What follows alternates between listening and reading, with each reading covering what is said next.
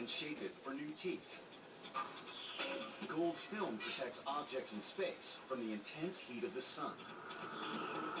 And it's great for electronic circuitry, which means you probably have some in your pocket. Every cell phone contains about 0.001 of an ounce of gold. That's not much, but when you add together all 320 million cell phones in the country, Americans have 12 tons of gold in their hands. But that's just a fraction of what the U.S. government holds in reserve. Over 8,000 tons, around 5% of all the gold ever mined. That doesn't mean we've got the most. The U.S. is only second in the world.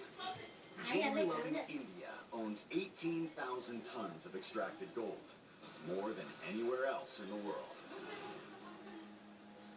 If you've got a lot of gold, you're rich, which is why the search for more will never end. But how much gold is left out there?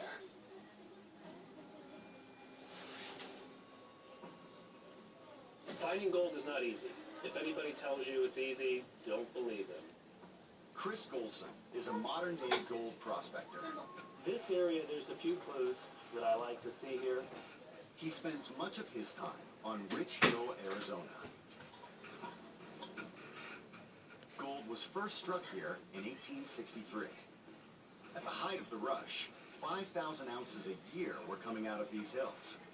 Some nuggets were so big, this place was known as the Potato Patch. This is some of the gold I found.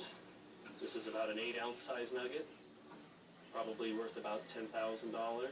But this is probably about 1.5 pounds of raw gold, and it's just how it comes out of the ground. At the height of the gold rush in 1852, California alone was producing 140 tons a year, more than anywhere else in the world.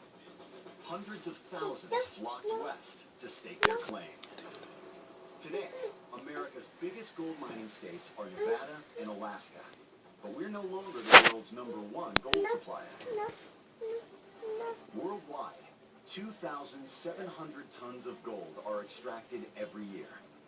The United States mines less than 9% of that, 234 tons a year, the equivalent of 22 solid gold school buses.